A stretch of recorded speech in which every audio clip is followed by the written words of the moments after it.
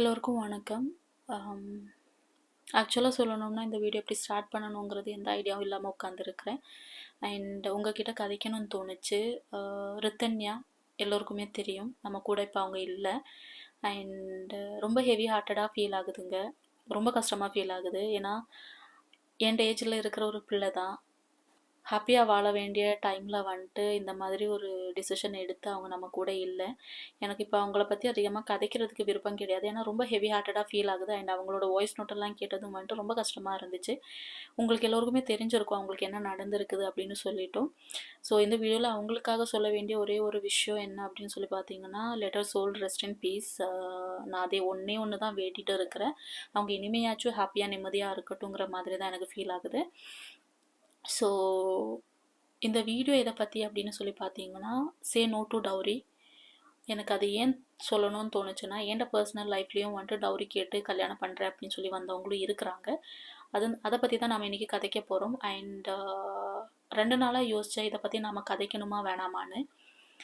பிறகுதான் எனக்கு தோணுச்சு, என் ஏஜில் இருக்கிற ஒரு பிள்ளை, அது நம்ம கூட வாழ வேண்டிய ஒரு பிள்ளை, அது இப்போ நம்ம கூட வாழ்கிறதுக்கு அது இல்லை. கல்யாணம் ஆகாமல் இருக்கிற ஒவ்வொரு பிள்ளைங்க தான் இதை பற்றி கதைக்கணும். நாம தான் இதை பற்றி கதைக்கணும். ஸோ இன்றைக்கி நான் கதைக்கிறேன். அண்ட் கதைக்கிறது உங்களுக்கு ரிலவெண்ட்டாக இருந்துச்சுன்னா நீங்களும் இதை பற்றி சீரியஸாக கதைக்க வேண்டியதுங்கிறது எனக்கு ஃபீல் ஆகுது. இல்லை வந்துட்டு உங்களுக்கு ஒரு மாப்பிள்ளை பார்க்குறாங்கன்னா நீங்கள் எந்த மாதிரி டிசிஷன் எடுக்கணுங்கிறது வந்துட்டு இதில் வந்துட்டு 1% ஆச்சும் உங்களுக்கு வந்துட்டு ஓகே, இந்த மாதிரி இவங்க ஒருத்தவங்க சொல்கிறாங்க, இது கரெக்டாக தானே இருக்குது அப்படின்னு சொல்லிட்டு ஒருத்தவங்களுக்கு 1% தோணினாலே வந்துட்டு நான் ஹாப்பியாக இருப்பேங்க. ஏன்னா வந்துட்டு டவுரிங்கிறது வந்துட்டு ஒரு உயிரை எடுக்கிற அளவுக்கு வந்துட்டு ஸ்ட்ராங்கான இருக்கிற ஒரு விஷயம். அண்ட் அது ஒரு அசிங்கமான விஷயம், அதுக்கு அவ்வளோ ஸ்ட்ரென்த் இருக்குது. அதுதான் எனக்கு ஃபீல் ஆகுது. ஸோ வீடியோவில் வந்துட்டு நான் என்ட விஷயங்கள் கதைக்கிறதுக்கு முன்னாடி நான் வந்துட்டு ரொம்ப பேம்பர்டாக வளர்ந்த ஒரு குழந்தை, ஓகேங்களா. என்னை வந்துட்டு அம்மா அப்பா மட்டும் கிடையாது பேம்பர் பண்ணது, என் அக்காவும் சேர்ந்து தான் பேம்பர் பண்ணி அவ்வளோ நல்லா வளர்த்த ஒரு அவ்வளோ நல்லா பார்த்துக்குனாங்க. என் வீட்டில் இருந்து எனக்கு எந்த குறையுமே இருக்கல, அப்படி பார்த்துக்குனாங்க. இப்போவுமே வந்துட்டு எனக்கு ஏதாச்சும் ஒன்றுன்னா அப்படி அப்படி துடிச்சு போகிறாங்கங்க. அப்போது என் அப்பா அம்மா வந்துட்டு எனக்கு ஒவ்வொன்றும் பார்த்து பார்த்து செஞ்சு தந்த ஒருத்தவங்க. எனக்கு எல்லாமே செஞ்சு தந்துருக்குறாங்க. நான் கேட்குற எதுக்குமே இல்லைன்னு சொன்னது கிடையாது. என் அக்காவாக இருக்கட்டும், எல்லோருமே வந்துட்டு நான் எது சொல்கிறேனோ அது எல்லாமே எனக்கு கிடைச்சி, இல்லை வந்துட்டு எனக்கு கிடைக்கணும்னு நினைக்கிறவங்க. ஸோ என் அப்பா அம்மா வந்துட்டு எனக்கு எல்லாமே ப்ரொவைட் பண்ணி என்னை அப்படி தாங்குன்னு தாங்கி தான் அப்படி தான் என்னை பார்த்துக்குனாங்க. அண்ட் ஆப்வியஸ்லி நம்ம எல்லோரோட அப்பா அம்மா நம்மளை அப்படி தான் வளர்த்துன்னு இருக்கிறாங்க. ஸோ எனக்கு அப்பா அம்மா வந்துட்டு தங்குறதுக்கு நல்ல ஷெல்டர் தந்துருக்குறாங்க. 3 நேரம் நல்லா சாப்பிட்றதுக்கு 4-5 நேரம் சாப்பிட்ற அளவுக்கு தான் எனக்கு ஃபுட்டு ப்ரொவைட் பண்ணியிருக்கிறாங்க. போட்டுக்கிறதுக்கு நல்ல ட்ரெஸ் ப்ரொவைட் பண்ணியிருக்கிறாங்க. நல்ல எஜுகேஷன் தந்துருக்குறாங்க. இந்த மாதிரி எல்லாமே எனக்கு பெஸ்ட்டாக தந்துருக்குறாங்க. இது எல்லாமே ஒரு ஓரமாக வச்சுட்டு என் அப்பா எனக்கு வந்துட்டு என் லைஃப்லேயே பெஸ்ட்டாக தந்த ஒரு விஷயம் என்ன அப்படின்னு சொல்லி கேட்டிங்கன்னா, டவுரி கேட்டு என்னை கல்யாணம் பண்ணுறதுக்காக எங்கள் வீட்டுக்கு வந்த ஒருத்தவங்க கிட்ட இல்லை தர இயலாது, டவுரி தர இயலாது, என் பிள்ளையே உங்களுக்கு கட்டி தர இயலாதுன்னு சொன்னது தான் எனக்கு எங்கள் அப்பா வந்துட்டு செஞ்சதுலேயே த பெஸ்ட் அப்படின்னு சொல்லி எனக்கு ஃபீல் ஆகுது. ஸோ என் அப்பா அம்மா வந்துட்டு அந்த மாதிரி சொன்னது எனக்கு ஓகே. அந்த டைமில் வந்துட்டு எனக்கு ஓகே, அப்போ அப்படி சொன்னாங்க தானே அப்படின்னு சொல்லிட்டு நல்லா தான் இருந்துச்சு. பட் வந்துட்டு எனக்கு இந்த டைமில் ரித்தன்யாவோட இந்த ஒரு விஷயம் பார்த்ததுக்கு பிறகு எனக்கு என் அப்பா வந்துட்டு எவ்வளோ ஒரு நல்ல விஷயம் செஞ்சுருக்குறாங்க. ஒவ்வொரு பொம்பளை பிள்ளை இருக்கிற அப்பா அம்மாவும் இந்த மாதிரி ஒரு டிசிஷன் தான் எடுக்கணுங்கிறது எனக்கு தோணுச்சு. இதில் வந்துட்டு அது வந்துட்டு ஒரு கடுக்கு அளவுக்கு ஏதாச்சும் கேட்டால் கூட தர இயலாதுன்னு தான் சொல்லணுங்க. அது 100 பவனாக இருக்கட்டும், இங்கே வந்துட்டு 500 பவன் கேட்டுருக்குறாங்க. அதில் 300 பவன் கொடுத்துருக்குறாங்க. அதில் ஒரு குண்டூசி அளவுக்கு கூட ஒன்றுமே கொடுத்துருக்க கூடாதுன்னு தான் எனக்கு தோணுது. அண்ட் நடக்க வேண்டியது நடந்துச்சு. நான் அதை பற்றி கதைச்சு எந்த எந்த யூஸுமே கிடையாது. ரித்தன்யா வந்துட்டு நம்மளை விட்டு போயும் ஆச்சு. அதை பற்றி கதைச்சு எந்த வேலையும் கிடையாது. பட் 2 நாளாக நான் யோசிச்சேன், நான் இதை பற்றி கதைக்கணுமா வேணாமான்னு. பிறகுதான் எனக்கு தோணுச்சு, நான் தான் இதை பற்றி கதைக்கணும், நாம தான் இதை பற்றி கதைக்கணுங்கிறது எனக்கு தோணுச்சு. எதனாலனா என்ட வீடியோவை பார்த்துட்டு இருக்கிறவங்க வந்துட்டு கூடையா வந்துட்டு டீனேஜில் இருக்கிறவங்க, இல்லை வந்துட்டு கல்யாணம் ஆகாமல் இருக்கிற பிள்ளைங்க தான் என்ட வீடியோவை அதிகமாக பார்த்துட்டு இருக்கிறீங்க. எதனாலன்னு சொல்லிடுறேன், நம்ம வீடியோ வந்துட்டு most of the time face பண்ணி இருக்கிறது வந்துட்டு செல்ஃப் இம்ப்ரூவ்மெண்ட்டு, இல்லை வந்துட்டு ஃபைனான்ஷியல் ஃப்ரீடமை பற்றி நிறையா, இல்லை வந்துட்டு நீங்கள் ஸ்டடீஸை கண்டினியூ பண்ணணும், நீங்கள் இண்டிபெண்ட்டாக இருக்கணும், உங்களுக்கு ஒரு ஜாப் வேணும், அந்த மாதிரி நிறைய விஷயங்கள் நாங்கள் கதைக்கிறதுனால வந்துட்டு அதுக்கு வர்ற வியூவர்ஸ் எல்லாமே எனக்கு பர்சனலாக மெசேஜ் போடுறாங்க. ஸோ அந்த இதில் வந்துட்டு நான் சொல்கிறேன், என்ட வியூவர்ஸ் அதிகமாக இருக்கிறது வந்துட்டு பிள்ளைங்க தான். அண்ட் அதுலேயும் வந்துட்டு இந்த மாதிரி கல்யாணம் ஆகாமல் இருக்கிற, இல்லை வந்துட்டு கல்யாணம் ஆக போகிற பிள்ளைங்க தான் இருக்கிறாங்க. உங்ககிட்ட எல்லாருக்கிட்டும் நான் ஒன்று தான் சொல்லி கேட்டுக்கிறேன், சே நோ டு டவுரி. அது ஒரு கடுகளவுக்கு ஒரு குண்டூசி அளவுக்கு இருந்தால் கூட இல்லை தர இயலாதுன்னே சொல்லிடுங்க. எனக்கு அப்படியே ஆத்திரமாக வருதுங்க. அண்ட் இங்கே சொல்ல வேண்டிய ஒரு விஷயம் என்ன அப்படின்னு சொல்லி பார்த்தீங்கன்னா, எனக்கு வந்த அலைன்ஸ் அது எப்படி என்ன ஆச்சு அப்படின்னு தான் நான் உங்ககிட்ட ஷேர் பண்ண போகிறேன். ஸோ இனிஷியல் ஸ்டேஜில் வந்துட்டு அவங்க அப்பா எங்களுக்கு கால் பண்ணாங்க. கால் பண்ணிவிட்டு எங்கள் அம்மா கிட்ட தான் கதைச்சாங்க. கதைக்கையில் வந்துட்டு எங்கள் ஃபேமிலி பேக்ரவுண்ட் எப்படி இருக்குது, நாங்கள் மிடில் கிளாஸ் தான், எங்களுக்கு இவ்வளோ தான் இருக்குது, நாங்கள் இப்படி தான் இருக்கிறோம், இவ்வளோ குறைவாக தான் நம்மளுக்கு எல்லாமே இருக்குதுங்கிற மாதிரி எங்கள் வீட்டில் சொன்னாங்க. அப்போது அவங்க சொன்னாங்க, அதெல்லாம் எங்களுக்கு ஒன்றும் பிரச்சனை இல்லை, அவங்க வந்துட்டு கதைச்சு பார்க்கட்டும், பிள்ளைங்க 2 பேரும் கதைச்சு பார்க்கட்டும், அதுக்கடுத்து நாங்கள் டிசைட் பண்ணலாங்கிற மாதிரி சொன்னாங்க.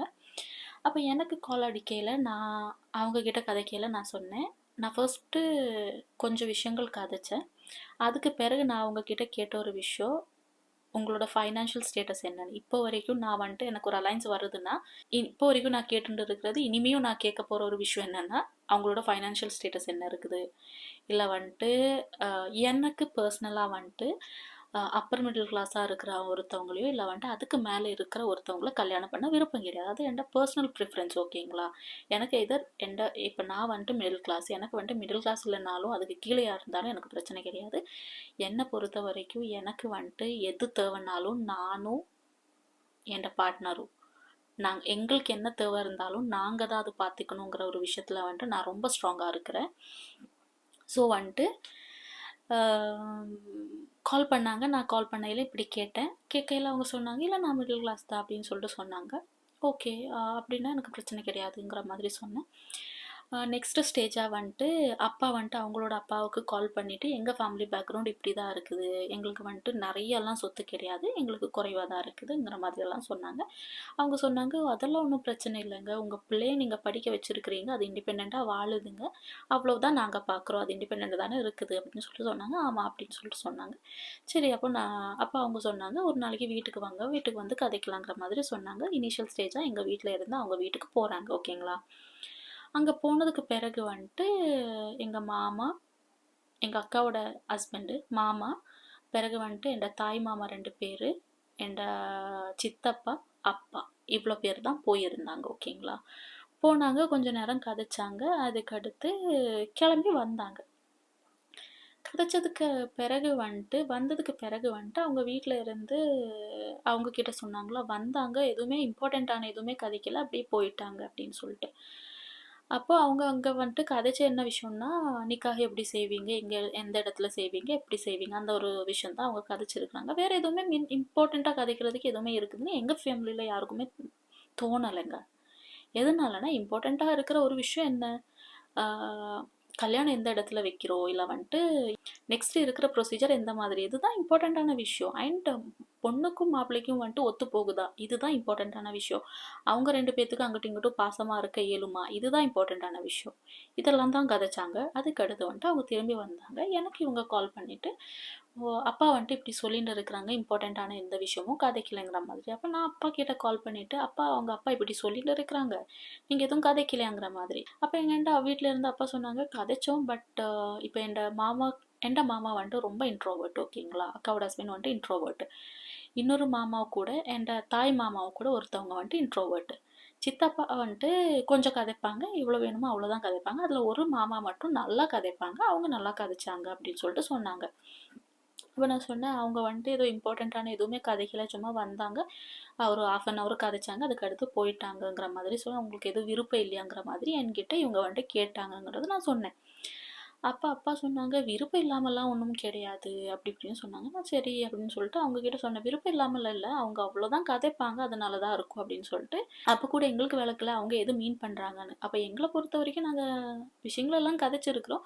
பிறகு எங்கள் வீட்டில் இருந்து சொன்னாங்க, இனி எப்படியும் அவங்க வீட்டில் இருந்து எங்கள் வீட்டுக்கு வந்து பார்க்கணும் தானே, அப்போ வந்துட்டு ஒரு எதுனாலும் நாம் அப்போ கதைப்போம் தானே, அப்போ கதைச்சிக்கலாமேங்கிற மாதிரி சொன்னாங்க. நானும் அவங்ககிட்ட அதை கன்வே பண்ணேன். ஸோ கொஞ்ச நாள் இப்படியே போகுது. கொஞ்ச நாள் விட்டு அவங்க ஒரு நாளைக்கு கால் பண்ணுறாங்க. கால் பண்ணிவிட்டு என்கிட்ட கேட்டாங்க, இந்த மாதிரி வீட்டில் இருந்து அப்பா கேட்டாங்க, உனக்கு ஏதாச்சும் லைபிலிட்டிஸ் எல்லாம் ஏதாச்சும் இருக்குதா அப்படின்னு சொல்லிட்டு. அந்த டைமில் நான் கார் கூட எடுக்கலைங்க. அந்த டைமில் எனக்கு எந்த லைபிலிட்டிஸுமே இருக்கல. நான் சொன்னேன், இல்லை எனக்கு எந்த லைபிலிட்டிஸும் இல்லை. எஜுகேஷன் லோன் ஒரு ரொம்ப வருஷம் முன்னாடி நான் கட்டி முடிச்சுட்டேன். எனக்கு வேறு எந்த லைபிலிட்டிஸுமே இல்லை அப்படின்னு சொன்னேன். ஏன் கேட்குறீங்க? இல்லை அப்பா கேட்டாங்க அதனால தான். நான் கேஷுவலாக எடுத்துக்கினேன். ஓகே அப்படின்னு சொல்லிட்டு நான் இல்லை எனக்கு எந்த லைபிலிட்டிஸும் இல்லை அப்படின்னு சொன்னேன். அதுக்கடுத்து வந்துட்டு இன்னும் கொஞ்ச நாள் விட்டு என்கிட்ட ஒரு நாளைக்கு கால் பண்ணிவிட்டு என்கிட்ட கேட்டாங்க, அப்பா வந்துட்டு உனக்கு என்ன சேலரி அப்படின்னு சொல்லி கேட்குறாங்க அப்படின்னு சொல்லிட்டு. அப்போ நான் கேட்டேன், ஏன் உங்கள் அப்பா என்கிட்ட சேலரியை பற்றி விசாரிக்கிறாங்க அப்படின்னு சொல்லிட்டு நான் கேட்டேன். அப்போ சொன்னாங்க, இல்லை சும்மா தான் கேட்குறாங்க, அவங்களுக்கு எவ்வளோன்னு தெரிஞ்சுக்கணுமா அதனால கேட்டாங்கன்னாங்க. நான் சொன்னேன், இங்கே பாருங்கள், என்ட அப்பா என்கிட்ட கேட்டுருக்குறாங்க உனக்கு எவ்வளோ சேலரி இருக்குதுன்னு.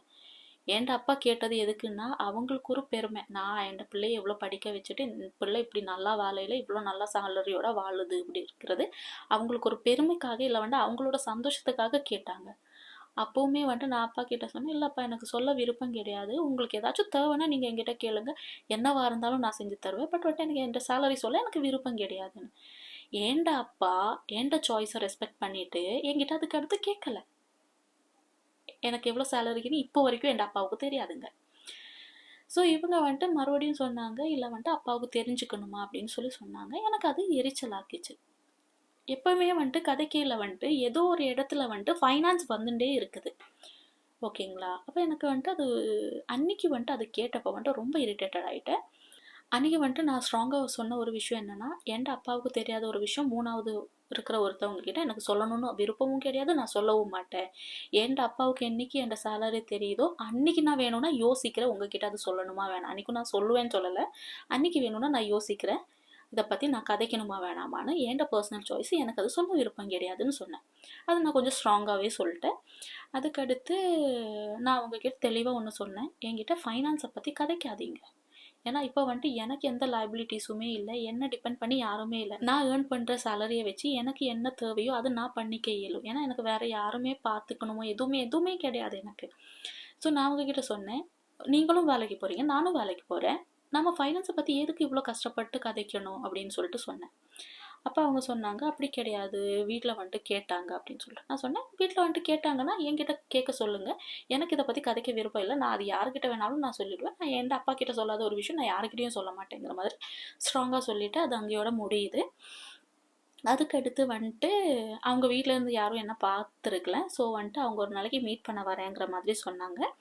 சரி அப்படின்னு சொல்லிட்டு நானும் ஓகேன்னு சொன்னேன். ஒரு நாளைக்கு வந்தாங்க. அதுக்கு நடுவில் ஸோ ரொம்ப நாள் போகுது. இந்த மாதிரி அடிக்கடி ஃபைனான்ஸுங்கிறது பெரிய ஒரு விஷயமா வந்துட்டே இருக்கிறதுனால நான் எங்கள் வீட்டிலே எனக்குமே ஃபீல் ஆச்சு, இது சரிப்பட்டு வராது, இது நம்மளுக்கு சரிப்பட்டு வராது, அதனால வேணாங்கிற மாதிரி நாங்கள் அதுக்கு ஒரு நோ சொல்லிட்டோம். கேப் விழுந்துச்சு. ஒரு 1.5 மாதம் இதை பற்றி எதுவுமே நாங்கள் கதைக்கிறதும் இல்லை, நானும் அவங்களும் காண்டாக்டில் இல்லை, டச்சில் இல்லை. ஸ்டாப் பண்ணிக்கலாங்கிற மாதிரி நான் வேறு அலைன்ஸ் பார்க்க ஆரம்பித்தேன். அவங்களும் வேறு அலைன்ஸ் பார்க்க ஆரம்பிச்சிட்டாங்க போல். எனக்கு என்னென்னா அந்த பேக்ரவுண்ட் ஸ்டோரி என்னன்னு தெரியாதுங்க. பட் எனக்கு இந்த பக்கம் வேறு அலைன்ஸ் பார்க்க ஆரம்பித்தோம். வேறு அலைன்ஸ் வந்துச்சு. ஸோ அதை பற்றி கதைச்சுட்டு இருந்தோம். அதெல்லாமே நடந்துட்டு இருந்துச்சு. ஸோ ரொம்ப நாள் கழிச்சு அவங்க ஒரு நாளைக்கு கால் பண்ணி சொன்னாங்க, வீட்டில் இருக்கிறவங்களுக்கு உன்னை மீட் பண்ணணுங்கிற மாதிரி சொல்கிறாங்க, உனக்கு ஓகேவா அப்படின்னு சொல்லிட்டு கேட்டாங்க.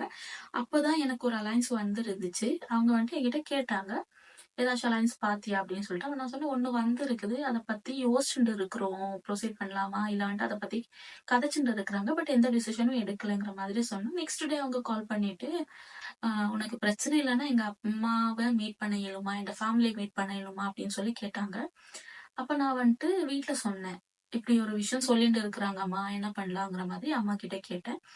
அப்போ எந்த வீட்டில் இருந்து என்ன யோசிச்சாங்கன்னா, இது வேணான்னு சொல்றோம், மறுபடியும் நம்ம வழியிலேயே வருது, அப்போ எங்க வீட்டுல இருந்து மேபி அதுதான் உனக்கு நல்லதா இருக்கும், அதனாலதான் மறுபடியும் இது நம்ம வழியிலேயே வந்து விழுகுது, ஸோ நீ போய் மீட் பண்ணி பாரு அப்படின்னு சொல்லிட்டு சொன்னாங்க. நான் சரி அப்படின்னு சொல்லிட்டு மீட் பண்ண போனேன்.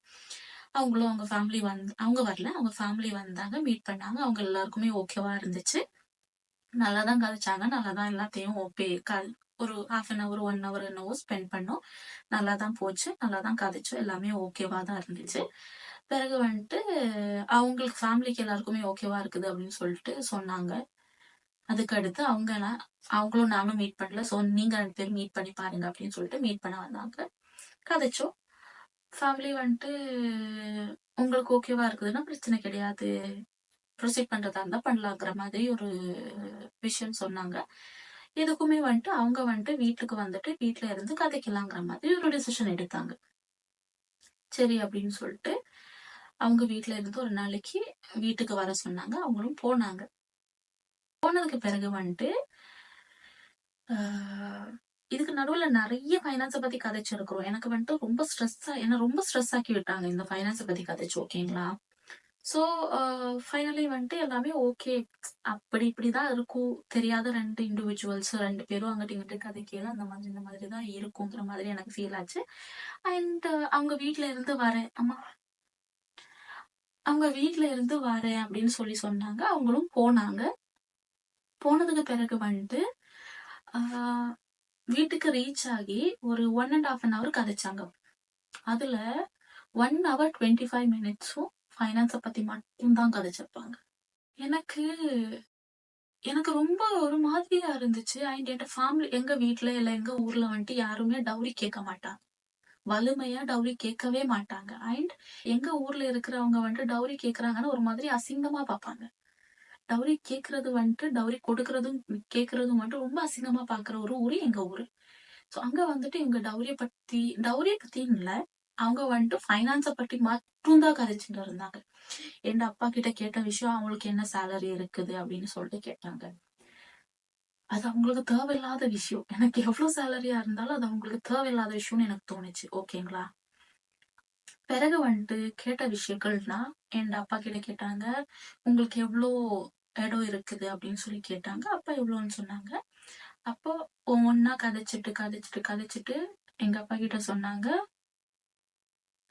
எனக்கு வர்ற ஷேர் எல்லாமே வந்துட்டு கல்யாணத்துக்கு முன்னாடியே என் பேர்ல எழுதி வைக்கணுங்கிற மாதிரி சொன்னாங்க. ஐ வாஸ் லைக், நிஜமா சொன்னாங்களாப்பா அப்படின்னு சொல்லி கேட்டேன். ஏன்னா எங்க ஊர்ல எல்லாம் யாருமே இந்த மாதிரி எல்லாம் கேட்க மாட்டாங்க. அதுவும் கல்யாணத்துக்கு முன்னாடி அப்படின்னு சொல்லிட்டு. அதுக்கு முன்னாடி நான் அப்பா கிட்ட ஸ்ட்ராங்கா சொன்ன ஒரு விஷயம்னா, இதுக்கு நடுவுல நிறைய ஃபைனான்ஸ பத்தி கதைச்சுட்டே இருக்கிறதுனால நான் அப்பா கிட்ட ஸ்ட்ராங்கா ஒரு விஷயம் சொன்னேன். அப்பா நாளைக்கு அவங்க வந்து கதைக்கையில உங்களுக்கு ஓகேவா இல்லாத ஒரு விஷயத்த பத்தி அவங்க கதைக்கிறாங்கன்னா நீங்க இல்லன்னே சொல்லிடுங்க. உங்களுக்கு செய்ய இயலாத ஒரு விஷயத்த பத்தி அவங்க கதைக்கிறாங்கன்னா செய்ய இயலாதுன்னே சொல்லிடுங்க. எதுக்குமே அட்ஜஸ்ட் பண்ணி நிக்காதீங்கிற மாதிரி நான் ஸ்ட்ராங்கா சொல்லியிருந்தேன். இருந்துமே அப்பா வந்துட்டு நிறைய விஷயங்கள்ல அட்ஜஸ்ட் பண்ணி நின்னாங்க. அது இதனாலன்னு எனக்கு இன்னைக்கு வரைக்கும் தெரியல.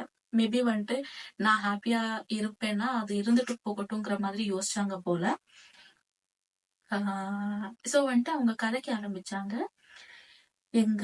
எனக்கு இருக்கிற இடத்துல வந்துட்டு என் ஷேரை வந்துட்டு என் பேர்ல எழுதி வைக்கணும்னு சொன்னப்ப எங்க அப்பா சொன்னாங்களா, எனக்கு 2 பிள்ளைங்க தான் இருக்கிறாங்க. எனக்கு இருக்கிறது எல்லாமே என் பிள்ளைங்களுக்கு தான். அது வந்துட்டு எனக்கு அதானது என் அப்பாவோடையும் அம்மாவோடையும் காலத்துக்கு பிறகு வந்துட்டு எது இருந்தாலும் அவங்க 2 பேருக்கும் ஈக்குவல் ஷேர். அதுல எந்த டவுட்டுமே கிடையாது. இப்போ வந்துட்டு எழுதி வைக்க மாட்டோம். இத வந்துட்டு நான் என் அப்பா கிட்ட சொல்லி இருக்கிறேன். அப்பா, எந்த ஒரு சிச்சுவேஷன் வந்தாலும் எப்படி சொத்து பிரிக்கிறதா இருந்தாலும் எனக்கு அதுல இருந்து எதுவுமே வேணாங்கிறத நான் ஃபர்ஸ்ட்ல இருந்தே சொல்லிட்டு இருக்கிறேன். ஸ்டில் அவங்க தருவாங்க, அது வேற விஷயம். ஓகேவா? அந்த மாதிரி தந்தாலும் அது என்ன செய்யணுங்கிறத நான் யோசிச்சு வச்சிருக்கிறேன். ஓகேங்களா? அப்போ எனக்கு வந்துட்டு அதுல எதுவுமே விருப்பம் இல்லாத ஒரு விஷயம் என் வீட்டுக்கு வந்துட்டு என் வீட்டுல உட்கார்ந்துட்டு என் அப்பா வந்துட்டு உழைச்சு வச்ச ஒரு விஷயத்த வெக்கம் மானம் சூடு சொரணை எதுவுமே இல்லாம வந்துட்டு எங்களுக்கு உங்க பிள்ளை பேர்ல இவ்வளவு எழுதி வச்சிருங்க அப்படின்னு ஈஸியா கேக்குறாங்க. எனக்கு அது ரொம்ப எம்பாரசிங்கா இருந்துச்சு. இப்படி எல்லாமா ஆட்கள் இருக்கிறாங்கன்னு எனக்கு தோணுச்சு. அது மட்டும் கிடையாது. கல்யாண செலவெல்லாம் நாங்க தான் பாத்துக்கணுங்கிற மாதிரி. எங்க ஊர்ல வந்துட்டு பிள்ளை வீட்லயும் கல்யாணம் இருக்கும், பொடியங்க வீட்லயும் கல்யாணம் இருக்கும். பிள்ளை வீட்டுல என்ன செலவெல்லாம் ஆகுதோ அதெல்லாம் பிள்ளையோட வீட்டுல தான் பார்ப்பாங்க. பொடியங்களோட வீட்டுல என்ன செலவாகுதோ அதை அவங்கதான் பாத்துக்கணும். அந்த மாதிரிதான் எங்களோட இதுல கல்யாணம் நடக்கும். எங்க ஊர்ல அந்த மாதிரி தான் கல்யாணம் நடக்கும். ஒன்னா கல்யாணம் வச்சுக்க மாட்டாங்க. அவங்க மட்டும் ஒன்னா வச்சுக்கணும். அதனால வந்துட்டு ஷேர் வந்துட்டு உங்க ஊர்ல தானே நடக்கும், சோ நீங்க தான் எடுத்துக்கணுங்கிற மாதிரி. அதாவது நிறைய விஷயங்கள் நம்மளால அக்செப்ட் பண்ணிக்கவே இயலாதுங்கிற மாதிரி நிறைய விஷயங்கள் சொன்னாங்க. அதே மாதிரி வேற ஒரு விஷயம் சொன்னது என்னன்னா, இப்ப நானும் அவங்களும் கல்யாணம் பண்ணிக்கிறதா இருந்தா, கல்யாணம் பண்ணி அவங்க வீட்டுக்கு போக இயலாது. அவங்க இப்ப இருக்கிற வீட்டுக்கு போக இயலாது. எங்களுக்கு வந்துட்டு தனியா வீடு எடுக்கணுமா. அந்த தனியா வீடு எடுக்கிறது வந்துட்டு, அவங்க சொன்னதுல ஒரு டீசென்சி இருந்திருக்கும். எப்படி சொல்லியிருந்தாங்கன்னா, அவங்கள வந்துட்டு நான் என் வீட்ல இருக்க விட மாட்டேன். அவங்களுக்கு ஒரு வீடு தேவைன்னா, அவங்க 2 பேரும் உழைச்சு சம்பாதிச்சு அவங்க ஒரு வீடு கட்டட்டும்னு சொல்லியிருந்தா, நான் அந்த மனுஷன கொஞ்சமாச்சும் ரெஸ்பெக்ட்டோட பார்த்திருப்பேன். என்ன சொன்னாங்கன்னா, "என்ட பிள்ளையோட ஷேர நான் தாரேன். நீங்க வந்துட்டு இவ்ளோ ஷேர் தந்துருங்க." அது ஒரு 50 லேக்ஸ் அந்த மாதிரி சொன்னாங்க. மினிமம் வந்துட்டு ஒரு 30 லேக்ஸ் 40 லேக்ஸ் தேவையா இருக்கும். ஸோ அந்த ஒரு 30, 40 லேக்ஸ் கொடுத்துட்டு 2 பேருமே ஷேர் போட்டு அதாவது 30 லேக்ஸ் எங்க அப்பா, 30 லேக்ஸ் அவங்க போட்டுட்டு, ஒரு 60 லேக்ஸ்க்கோ இல்ல வந்துட்டு ஒரு வீடு எவ்வளோ விலை வருதோ, ஆனா அவங்க பார்க்குற இடத்துல வந்துட்டு வீடுக்கு அப்படி விலைங்க. மினிமம் வந்துட்டு 1 crore வேணும் அங்க வீடு எடுக்கணும். அப்ப வந்துட்டு எங்க அப்பா வந்துட்டு 50 லேக்ஸ் அதாவது ஷேர் ஈக்குவலா ஷேர் பண்ணிட்டு 50, 50 பண்ணிக்கிட்டு அவங்களுக்கு ஒரு தனி வீடு எடுத்து கொடுக்கலாங்கிற மாதிரி. இதுக்கு பருத்தி மூட்டை கோடவுன்லயே இருக்கலாங்கிற மாதிரி தான் எனக்கு ஃபீல் ஆச்சு. ஏன்னா, எனக்கு தங்குறதுக்கு வீடு வேணும்னா நான் தானே பார்த்துக்கணும். உங்க பிள்ளைக்கு வீடு வேணும்னா உங்க புள்ள தானே பார்த்துக்கணும். அது நீங்களும் பார்த்துக்க தேவை கிடையாது. அது ஏன்ட பாயிண்ட் ஆஃப் வியூ ஓகேங்களா? அதுக்கு அடுத்து இந்த மாதிரி சொன்னாங்க. அப்ப அப்பா சொன்னாங்க, "இல்ல அந்த மாதிரியெல்லாம் எனக்கு செய்ய இயலாது. அவ அவளோட அக்காவுக்கு என்ன செஞ்சிருக்கிறோமோ அத செய்வோம். அத தவிர வேற எதுவுமே செய்ய இயலாது. சொத்தெல்லாம் வந்துட்டு எனக்கும் என் ஒய்ஃபுக்கும் அதாவது என் அம்மாவுக்கும் அப்பாவுக்கும் பிறகு வந்துட்டு அவங்க 2 பேரோட சொல்லுவாங்க தானே, எங்களுக்கு பிறகு வந்துட்டு இருக்கிறது எல்லாமே அவங்களுக்கு தாங்கிற மாதிரி சொன்னாங்க. அது அவங்களுக்கு டைஜஸ்ட் ஆகல. சோ வந்துட்டு இதுலயும் அவங்க அப்பா சொல்றாங்களா, இத பத்தியெல்லாம் கதைக்கையில அவங்க வீட்ல இருந்து முறைக்கிறாங்க. முறைக்காம, அடிக்காம இருந்தது நல்லதா போச்சுன்னு சொல்லுங்க. எனக்கு அப்படி கோவம் வருதுங்க. நிஜமாவே வந்துட்டு, ஒரு வீட்டுக்கு வந்துட்டு வெட்கமே இல்லாம வந்துட்டு, அவங்க யாரோ கஷ்டப்பட்டு சம்பாதிச்சு வச்சது வெட்கமே இல்லாம, தந்துருங்க என் பிள்ளைக்கு எல்லாமே தந்துருங்கன்னு சொல்லி கேட்ட உடனே எடுத்து தந்துருவாங்க உங்களுக்கு.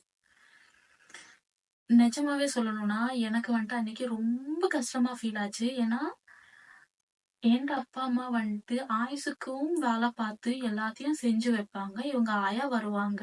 இதுல எனக்கு ரொம்ப டவுட்ஃபுல்லா இல்ல வந்துட்டு ரொம்ப கன்ஃப்யூஸ்டா இருக்கிற ஒரு விஷயம் என்னன்னா, பொம்பள பிள்ளைங்கள கட்டி குடுக்குறாங்க. கட்டிட்டு கூட்டிட்டு போறாங்க ஓகேங்களா? கல்யாணம் பண்ணிட்டு பொம்பள பிள்ளைங்க அவங்களோட வீடு, அவங்களோட ஃபேமிலி, அவங்களோட சிப்லிங்ஸ், அவங்களோட அப்பா, அம்மா, அவங்களோட ஃப்ரெண்ட்ஸ், அவங்களோட ஊரு, அவங்களோட இடத்த விட்டுட்டு உங்க ஊருக்கு வரணும். உங்க ஊர்ல செட்டில் ஆகணும். உங்க ஊர்ல எல்லாத்தையும் பண்ணணும். உங்க அப்பா, அம்மாவ பார்த்துக்கிட்டு உங்க வீட்லயே இருக்கணும். இதுல என்ட வீட்ல இருந்து உங்களுக்கு காசும் தரணும். அது என்ன கான்செப்ட்ன்னு வழங்கலையே.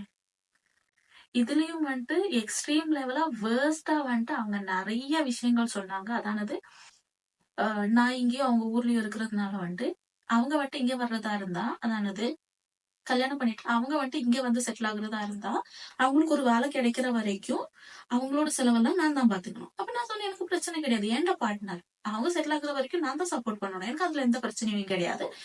அதெல்லாம் நான் பார்த்துக்குவேங்கிற மாதிரி நான் டிசிஷன் ஏன்னா என்ன பொறுத்த வரைக்கும் என் பார்ட்னர நான் எங்கேயுமே விட்டு கொடுக்க மாட்டேங்கிறதுல நான் ஸ்ட்ராங்கா இருந்தேன். அதுக்கடுத்து அவங்க ஒண்ணு சொன்னாங்க. அதுல வந்துட்டு ஏதாச்சும் ஊத்த பேச்சுல தான் எனக்கு சொல்ல தோணுதுங்க. இன்கேஸ் நான் இங்க இருந்து வேலை விட்டுட்டு ஊருக்கு போயிட்டு ஊர்ல செட்டில் ஆகுறதா இருந்தா, எனக்கு ஒரு வேலை கிடைக்கிற வரைக்கும் என்ட செலவு, சாப்பாடு செலவு கூட இன்க்ளூட் பண்ணிட்டு என்ட அப்பா தான் பாத்துக்கணுமா. எனக்கு அந்த கான்செப்ட் விளங்கவே கிடையாது. லாஸ்ட் வரைக்கும் எனக்கு விளங்க கிடையாது. அதானது உங்க புள்ள இங்கிட்டு வர்றதா இருந்தா நான் பாத்துக்கணும். நான் ஊருக்கு வர்றதா இருந்தா உங்க புள்ள பாத்துக்க மாட்டாங்க. எங்க அப்பா பாத்துக்கணும். பிறகு எதுக்கு அவன் எனக்கு பார்ட்னர் அப்படின்னு சொல்லிட்டு விளங்குதா? சோ எங்க அப்பா வந்துட்டு எனக்கு இவ்ளோ எஜுகேஷன் எனக்கு எல்லாமே தந்திருக்கிறாங்க. அன்னைக்கு எங்க அப்பா வந்துட்டு ஒரு விஷயம் எனக்கு தந்தாங்க. அந்த வீட்டுக்கு என்ன அனுப்பாம இருந்தாங்க. அந்த வீட்டுக்கு நான் உன்னை பிள்ளைய தரமாட்டேன்னு ஒரு டிசிஷன் எடுத்தாங்க. அதுதான் எங்க அப்பா வந்துட்டு எனக்கு தந்ததுலயே வந்துட்டு ரொம்ப பெரிய கிஃப்ட் அப்படிலாம் வந்துட்டு எனக்கு லைஃப்ல கிடைச்ச பெரிய பிளெஸிங் அப்படின்னா என் ஃபேமிலியில வந்துட்டு யாருமே டவுரி கொடுக்கறதோ வாங்குறதோ பண்ண மாட்டாங்க. எங்க வீட்ல யாருமே டவுரி வாங்கினது கிடையாது. யாருக்குமே கொடுத்ததும் கிடையாது. சோ உங்ககிட்ட எல்லார்கிட்டயும் நான் எனக்கு சொல்ல வேண்டிய ஒரே ஒரு விஷயம் என்ன அப்படின்னு சொல்லி பாத்தீங்கன்னா, சே நோ டு டவுரி. உங்க காசுல ஒருத்தவங்க வாழ விரும்புறாங்கன்னா, உங்க காசு முடிஞ்சதும் வேற ஒருத்தரோட காசுல வாழ விரும்புவாங்க. சோ உங்ககிட்ட எல்லார்கிட்டயும் சொல்ல வேண்டிய ஒரு விஷயம் என்ன அப்படின்னு சொல்லி பாத்தீங்கன்னா, நீங்க கல்யாணம் பண்ணிக்கிறதுக்காக பிளான் பண்ணிட்டு இருக்கிறீங்கன்னா, ஒரு டம்ளர் கூட உங்க வீட்ல இருந்து எடுத்துட்டு வரேன் அப்படின்னு சொல்லி சொல்லாதீங்க. அண்ட் இந்த வீடியோல நான் பதிவு பண்ற ஒரு விஷயம் என்னன்னா, என் கல்யாணத்துக்கு நான் என்ன போட்டுக்கிறதா இருந்தாது, ஒரு குண்டூசி அளவுக்கு என் கம்மலா இருந்தா கூட, அது ஏண்ட காசுல வாங்குறதா இருந்தா மட்டும்தான் நான் போட்டுக்குவேன். என் அப்பா அம்மா வாங்கி தர எதுவுமே எனக்கு தேவை கிடையாதுன்னு நான் இந்த நிமிஷத்துல நான் டிசிஷன் எடுத்திருக்கிறேன். அண்ட் அதை ஃபாலோ பண்ணணும்னு நான் ரொம்ப விரும்புறேன். எதுனாலன்னா, நான் உழைச்சு சம்பாதிச்சது என்டது, அதனால நான் போட்டுக்கலாம். என் அப்பா அம்மா கஷ்டப்பட்டு சம்பாதிச்சது நான் ஏன் என்கிட்ட என்ன இருந்தாலும் என் பார்ட்னருக்கு அதுல ஓகே. என் பார்ட்னர் அவங்க வந்துட்டு like half of my life அப்படின்னு சொல்லலாம். அவங்களுக்கு வந்துட்டு நான் சம்பாதிச்சதுல எல்லா உரிமையும் இருக்குது. ஆனா எங்க அப்பா அம்மா சம்பாதிச்சதுல அவங்களுக்கு எந்த உரிமையும் கிடையாது. அதே மாதிரி அவங்க சம்பாதிச்சதுல எனக்கும் அவங்களுக்கும் ஈக்குவலா உரிமை இருக்குது. அதே மாதிரி அவங்க அப்பா அம்மா சம்பாதிச்சதுல எந்த உரிமையும் எனக்கு கிடையாது. அவங்களுக்கும் தேவை கிடையாதுன்னு தான் நான் அப்படிதான் நினைக்கிறேங்க. ஏன்னா எனக்கு வர அலைன்ஸ்ல எல்லார்கிட்டயும் நான் ஃபர்ஸ்டே சொல்ற ஒரு விஷயம், எனக்கும் என் பார்ட்னருக்கும் சேர்ந்துட்டு ஒரு வீடு வைக்கணும்னு எனக்கு ரொம்ப ஆசைங்க. அது வந்துட்டு நானும் என் பார்ட்னரும் கஷ்டப்பட்டு நாங்க உழைச்சு சம்பாதிச்சு வைக்கிற வீடா இருக்கணும். அது எங்களுக்கு பிடிச்ச மாதிரி வச்சுக்கணுங்கிற மாதிரி எனக்கு விருப்பம். அதுல வந்துட்டு ஒரு ஒரு கடுகு அளவுக்கு கூட யாருமே எதுவுமே எனக்கு தர தேவை கிடையாது. முழுக்க முழுக்க எங்க 2 பேரோட எஃபர்ட்டும், எங்க 2 பேரோட காசும் இதெல்லாம் தான் இருக்கணுங்கிற மாதிரி நான் விரும்புறேன். அண்ட் எல்லார்கிட்டயும் நான் இந்த விருப்பத்தை சொல்றேன். அண்ட் இதுதான் கரெக்டா இருக்குதுன்னு எனக்கு ஃபீல் ஆகுது. ஏன்னா எனக்கு ஒரு வீடு தேவைன்னா அது நான் தான் செஞ்சுக்கணும். நான் தான் அதுக்காக உழைக்கணும். என் அப்பா கிடையாது அதுக்கு உழைக்க வேண்டியது. என் அப்பா உழைச்சது வந்துட்டு அவங்களுக்கும், அவங்க ஒய்ஃபுக்கும், அவங்க பிள்ளைங்களுக்கும். அத வந்துட்டு நான் எடுத்துட்டு வர்றது ஈஸியான விஷயம். ஆனா எனக்கு தேவைன்னா நானும் என் புருஷனும் என் குழந்தைங்களுக்காக நாங்க தான் உழைக்கணும். அது இல்லாம வந்துட்டு தாத்தா பாட்டியோடத எடுத்துன்னு வந்து குழந்தைங்களுக்கு தரேன் அந்த அந்த கான்செப்டே கிடையாது. எனக்கு அதுல விருப்பமும் கிடையாது. அண்ட் அன்னைக்கு வந்துட்டு எங்க அப்பா வந்துட்டு அவங்க கிட்ட ஒரு நோ சொன்னது வந்துட்டு எனக்கு இன்னைக்கு ஒரு பெரிய பிளெஸிங்கா ஃபீல் ஆகுது. அண்ட் இதெல்லாம் பார்க்கையில எனக்கு இந்த வீடியோ வந்துட்டு யாராச்சும் பெரியவங்க பார்த்துட்டு இருந்தீங்கன்னா, உங்களுக்கு பிள்ளைங்களை இருக்கிறாங்கன்னா, ஒன்னே ஒண்ணு சொல்லிக்க விரும்புறேன். காசு கொடுத்து உங்க பிள்ளைய எங்கேயும் வித்துறாதீங்க. அவ்வளவுதான் சொல்றேன். ஏன்னா இதெல்லாம் வந்துட்டு காசு கொடுத்து உங்க பிள்ளைங்களை நீங்களே விக்கிற மாதிரி தான் இருக்குதுங்க. எனக்கு விளங்கல எதுனாலன்னு. உங்க பிள்ளைங்களுக்கு நல்ல எஜுகேஷன் கொடுங்க. அவங்கள வந்துட்டு இண்டிபெண்டா வாழ்றது எப்படின்னு சொல்லி கத்து கொடுங்க. ஒரு புருஷன் வீட்டுக்கு போனா நீ இந்த வேலை எல்லாம் செய்யணும், இந்த மாதிரி எல்லாம் இருக்கணும்னு சொல்லி கொடுக்க தெரியுது தானே உங்களுக்கு. அதே மாதிரி சொல்லி கொடுங்க. படி, படிச்சதுக்கு பிறகு இண்டிபெண்டா இரு, சொந்தமா சம்பாதிக்க பாரு, இதெல்லாம் நீ செய், உனக்காக நீ நில்லுன்னு நீங்க உங்க பிள்ளைங்களுக்கு கத்து கொடுங்க. சின்ன வயசுல இருந்தே ஒண்ணு பண்றீங்க. நீ அடுத்தவங்க வீட்டுக்கு போக வேண்டியது, அங்க போயிட்டு நீ இந்த வேலை பார்க்கணும், அந்த வேலை பார்க்கணும், அப்படி இருக்கணும், இப்படி இருக்கணும், எல்லாத்தையும் சொல்லி கொடுக்குறீங்க தானே. அதே நீங்க தான் சொல்லி கொடுக்கணும். படி, நல்லா படி, பைனான்சியலா இண்டிபெண்டா இரு, உன் கால்ல நீ நில்லு, உனக்கு வேண்டியதை நீ செய்யின்னு சொல்லி கொடுத்து வளங்க. ஸ்ட்ராங்கா வளங்க. உங்க பிள்ளைங்கள ரொம்ப ஸ்ட்ராங்கா வளங்க. எதுக்காக வந்துட்டு நீ அடுத்த வீட்டுக்கு போயிட்டு அங்க பாத்திரம் தேய்க்கணும், அந்த வேலை செய்யணும், இந்த வேலை செய்யணும்னு சொல்லி கொடுத்து வளர்க்குறீங்க. உன் கால நீ நில்லு, உனக்கு தேவையானதை நீ சம்பாதி, நீ இண்டிபெண்டா வாழுன்னு சொல்லி கொடுங்க உங்க பிள்ளைங்களுக்கு. அதுதான் கரெக்டானதுன்னு எனக்கு தோணுது. அதுதான் என் அப்பா எனக்கு சொல்லி தந்து வளர்த்துருக்காங்க. அதுதான் என் அப்பா எனக்கு செஞ்சு தந்திருக்கிறாங்க. இப்போ நான் பிலீவ் பண்றது, நான் ஒரு கல்யாணம் பண்ணிக்கிறதா இருந்தா என்ட காசுல பண்ணிக்கணும்னு நான் ஆசைப்படுறேன். அப்படிதான் நான் செய்வேன்னு எனக்கு கண்டிப்பா எனக்கு தெரியும். நான் அந்த மாதிரிதான் செய்வேன்னு. இன்னொன்னு என் அப்பா எனக்காக செஞ்சது வந்துட்டு, இந்த டவுரி கேட்டு வந்தவங்க கிட்ட ஒரு நோ சொன்னது. அது வந்துட்டு எனக்கு ரொம்ப பெரிய பிளெஸிங்கா ஃபீல் ஆகுது. அதே மாதிரி என் அப்பா வந்துட்டு என்கிட்ட இருந்து இன்னி வரைக்கும் காசு வாங்கினது கிடையாது. உன் காசு நீ சேர்த்து வச்சுக்கோ, உனக்கு தேவையானதை நீ செஞ்சுக்கோ, என் பொண்டாட்டிய பாத்துக்க எனக்கு தெரியும், நான் பாத்துக்கிறேங்கிற மாதிரி சொல்லுவாங்க. சோ அடுத்தவங்க காசை வாங்கிட்டு வாழ்றது ரொம்ப ஈஸியான விஷயம். உங்க காசுல நீங்க வாழ்ந்து பாருங்க. அதுதான் லைஃப் செம்மையா இருக்கும். அப்போ என் லைஃப்ல இந்த மாதிரிதான் ஒரு டவுரி கேஸ் வந்திருக்குது. அது வந்துட்டு நான் அந்த கல்யாணம் நடக்காம போனது ஒரு பிளஸிங்கா நான் ஃபீல் பண்றேன். அண்ட் எங்க அப்பா எனக்கு செஞ்சதுலயே த பெஸ்ட் அப்படின்னு சொன்னா அதுதான் நான் சொல்லுவேன். அண்ட் உங்க பிள்ளைங்களுக்கு யாருக்காச்சும் இந்த மாதிரி ஒரு லைன்ஸ் வருது, இந்த மாதிரி கல்யாணம் பண்ணி கொடுக்க போறீங்கன்னா அதுக்கு அது செய்யாதீங்கன்னு தான் சொல்றேன். அண்ட் இன் கேஸ் உங்க அப்பா அம்மா உங்களுக்கு அந்த மாதிரி ஒரு கல்யாணம் பண்ணி வைக்கிறதா இருந்தா நீங்க சொல்லுங்க, எனக்கு அந்த மாதிரி ஒரு கல்யாணம் தேவை கிடையாதுன்னு. ஏன்னா உங்களுக்கு ஒரு வேலை இருக்கணும், உங்களுக்கு ஃபைனான்சியலா இண்டிபெண்டன்ஸ் இருக்கணும்னு நான் எல்லா வீடியோலுமே ஒவ்வொன்றமா சொல்லிட்டு இருக்கிறது எதுனாலன்னா, இந்த மாதிரி ஒரு விஷயம் உங்களுக்கு நடக்கக்கூடாதுங்கிறதுனாலதான். ரித்தன்யா எடுத்த மாதிரி ஒரு டிசிஷன் நாம யாருமே எடுக்க கூடாதுங்கிறது எனக்கு இருக்குது. அதனாலதான் டவுரிக்கு நோ சொல்றேன். அண்ட் இந்த வீடியோ பார்த்துட்டு இருக்கிற உங்க எல்லாருக்கிட்டையும் நான் ஒன்னே சொல்றேன், சே நோ டு டவுரி. வாங்காதீங்க, கொடுக்காதீங்க. அப்போ இந்த வீடியோல அவ்வளவுதான். ஒன்ஸ் அகெயின் எனக்கு ஒண்ணுதான் சொல்றதுக்கு இருக்குது. Let her soul rest in peace. And இனிமையாச்சும் அவங்க நிம்மதியா இருக்கட்டும், அவங்க நிம்மதியா இருப்பாங்கன்னு நம்புவோம். எனக்கு தோணல அவங்க நிம்மதியா இருப்பாங்கன்னு. ஏன்னா அவங்க அம்மா அப்படி கதறி கதறி அழுகுறாங்க. அண்ட் இன்னொரு விஷயம் மெயினா வந்துட்டு பேரண்ட்ஸ் கிட்ட சொல்ல வேண்டியது, உங்க பிள்ளைங்களை வந்துட்டு அட்ஜஸ்ட் பண்ணி வாழ்ந்துக்கோ அப்படின்னு சொல்லிட்டு கத்து கொடுக்காதீங்களே. இல்லைன்னா வேணானா வேணாங்கிறது அவங்களுக்கு அந்த டிசிஷன் எடுக்கிறதுக்கு இருக்கிற அந்த ஸ்பேஸ் கொடுங்களேன். அட்ஜஸ்ட் பண்ணி வாழ்ந்துக்கோ, அது அது அது பிரச்சனையா இருக்குது, அங்க கொஞ்சம் அட்ஜஸ்ட் பண்ணிக்கோயேன் அப்படின்னு சொல்றீங்க. எவ்வளவுதான் அட்ஜஸ்ட் பண்ணுவாங்க? இந்த மாதிரி ஒரு முடிவு எடுக்கிற வரைக்கும் தான் அட்ஜஸ்ட் பண்ணுவாங்க. அதுக்கடுத்து அவங்க அட்ஜஸ்ட் பண்றதுக்கு சொல்றதுக்கும் நம்மளுக்கு சான்ஸ் இருக்காது, அவங்களும் அது கேட்குற இடத்துலயும் இருக்க மாட்டாங்க. எதுக்காகவுமே வந்துட்டு அட்ஜஸ்ட் பண்ணி வாழ சொல்லாதீங்க. எஸ்பெஷலா வந்துட்டு இந்த மாதிரி பிரச்சனைகள் எல்லாம் வரையில வந்துட்டு அட்ஜஸ்ட் பண்ணுன்னு சொல்லவே சொல்லாதீங்க. அதுவும் ஒரு இர்ரெஸ்பான்சிபிளா இருக்கிற ஒரு பார்ட்னர் ஆப்போசிட்ல நிக்கிறாங்கன்னா சுத்தமா சொல்லாதீங்கன்னு தான் சொல்லுவேன். எனிவே இந்த மாதிரி உங்க லைஃப்ல யாராச்சும் டவுரி கேட்டோ இல்ல வந்துட்டு இந்த மாதிரி ஃபைனான்சியலா வந்துட்டு உங்களை அப்ரோச் பண்ணியிருந்தாங்கன்னா, உங்களுக்கு ஷேர் பண்ணணும்னா கீழே காமெண்ட் செக்ஷன்ல சொல்லுங்க. இல்லைன்னா வந்துட்டு இன்ஸ்டாகிராம்ல இன்பாக்ஸ்ல வந்துட்டு என்கிட்ட சொன்னீங்கன்னா, இன்கேஸ் உங்களுக்கு அது வந்துட்டு வியூவர்ஸ் கிட்ட ஷேர் பண்ணணும்னு விருப்பம் இருந்துச்சுன்னா ஆப்வியஸா நான் வந்துட்டு வியூவர்ஸ் கிட்ட அதை ஷேர் பண்ணுவேன். அடுத்த வீடியோல நான் உங்களுக்காக ஒரு ஷவுட் அவுட் கொடுத்துறேன். நிறைய விஷயங்கள் ஆத்திரத்துல கதைச்சதுனால வந்துட்டு கொஞ்சம் ரிலீஃபா ஃபீல் ஆகுது. அண்ட் ரொம்ப ஹெவி ஹார்ட்டடா 2 நாள் ஒரு மாதிரி பைத்திய மாதிரி திரிஞ்சுட்டு இருந்தேன். எனக்கே வந்துட்டு ரொம்ப கடுப்பா இருந்துச்சுங்க. ஸோ இந்த வீடியோல அவ்வளவுதான். உங்களுக்கு வந்துட்டு உங்களோட ஏதாச்சும் பர்சனல் ஸ்டோரி இந்த மாதிரி இருந்துச்சு, உங்களுக்கு அதை ஷேர் பண்ணணும்னு விருப்பம் இருந்துச்சுன்னா இன்ஸ்டாகிராம்ல எனக்கு போஸ்ட் போட்டுங்க. இல்லை வந்துட்டு வாய்ஸ் நோட்டா அனுப்புனா கூட நான் வந்துட்டு அதை நெக்ஸ்ட் வீடியோல வியூவர்ஸ் கிட்ட எடுத்துட்டு போறேன். அது வந்துட்டு ஒரு அவேர்னஸ் வீடியோவா இருக்கும் அண்ட் எல்லோருக்குமே யூஸ்ஃபுல்லா இருக்கிற ஒரு கான்டென்ட்டா இருக்கும்னு எனக்கு ஃபீல் ஆச்சு. ஸோ இந்த வீடியோல அவ்வளவுதான். உங்களை எல்லாரையும் அடுத்த ஒரு வீடியோல பார்க்குற வரைக்கும் பை காய்ஸ்.